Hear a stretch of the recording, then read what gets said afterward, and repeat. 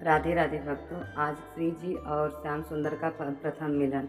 ठाकुर जी खेलवे के काजे सब जगह भ्रमण करते हुए, उछलते हुए, कूदते हुए, अपने चंदन को महकाते हुए, अपने केसन को संभालते भय और बार बार खेलते भय ठाकुर जी यमुना तट पर पहुँचे। यमुना जी में जा कर के पैर डाल के बैठ गए और चारों तरफ वृंदावन का दर्शन कर रहे हैं। और ये कहते हैं कि चकित भाव से आश्चर्यचकित होकर ठाकुर जी ने वो चक्की देखी, तहाँ राधा जैसे ही देखे हैं, देखकर ये मोहित हो गए ठाकुर जी।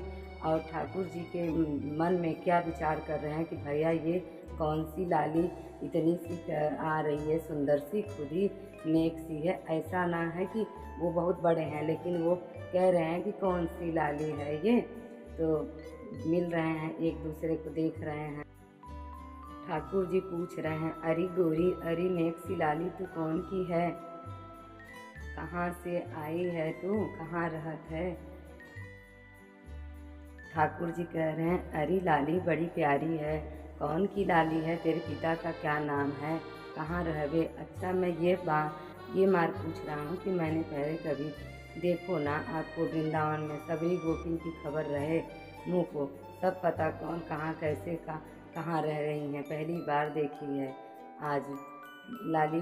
तब किशोरी जी ठेरों से मुँह करके कह रही हैं, हमारे जो बाबा हैं ना, उनकी बहुत बड़ी आंगन है हमारे घर में, हम तो वहीं खेलते रहे हैं, हमें तो बाहर आके खेलवे की ज़रूरत ना है, अपने यहीं खेलते रहें। ठाकुर जी बोले, क्यों ब्रज में खेलवे क्यों ना आवो? नेक से किशोरी श्याम सुंदर से बोल रही हैं कि मेरे मैया बाबा यहाँ आने को मना करते हैं।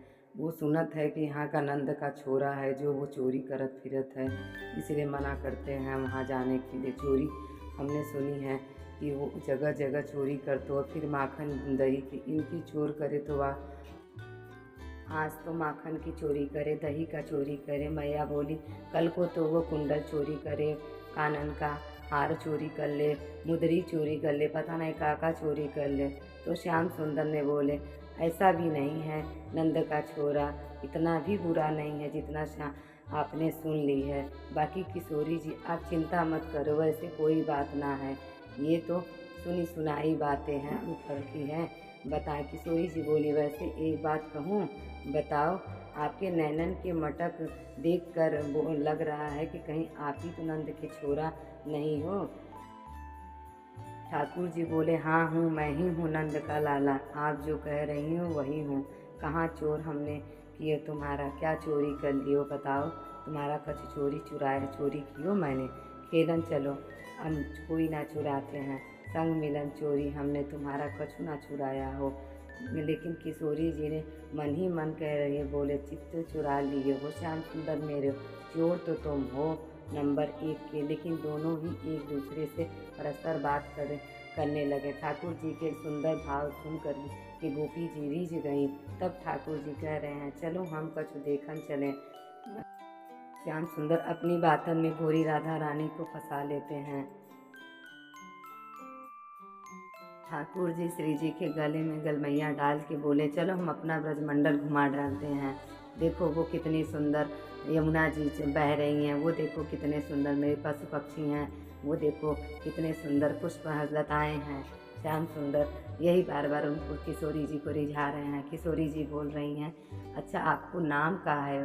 बोलो, हमारो नाम कान कुंवर है। मेरो नाम तो कान कुंवर है, याद रखियो ठीक से। अब पूरे दिन घूमते रहें संकुंजन, कैसी यमुना जी हैं बह रही हैं, सुंदर सुंदर, अब सब कुछ इतना सुंदर देख के किशोरी जी को मन बड़ो प्रसन्न हो गए। लेकिन अब तभी कहाँ भयो, किशोरी जी की दृष्टि पड़ी ठाकुर जी के गले में पहनी हुई मड़ी में किशोरी जी देखती हैं ऊपर से, वह कितनी सुंदर भाव है, कितनी भोली हैं किशोरी जी। ठाकुर जी के गले में एक मड़ी पहने हुए हैं। वह मणि को देखकर किशोरी जी कह रही हैं कि देखो प्यारी सखी।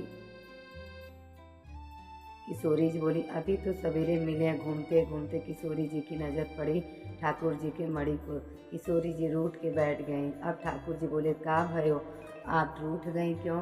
अब किशोरी जी इतनी भोली हैं, किशोरी जी को यही लग रहा है कि इस गले में जो मणि पहने हैं श्याम सुंदर, उसमें किसकी छवि दिख रही है।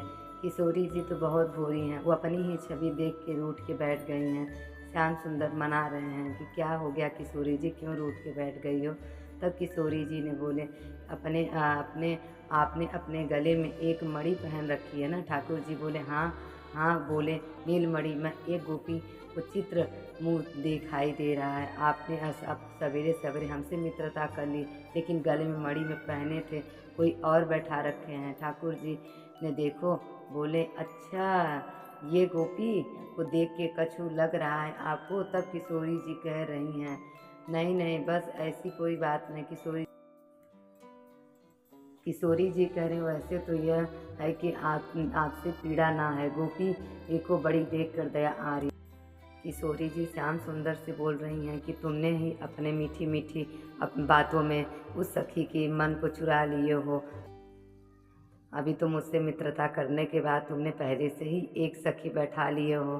श्याम सुंदर मन ही मन सोच रहे हैं कि कितनी भोली हैं किशोरी जी, अब अपनी ही छवि देख के रूठ के बैठ गई हैं।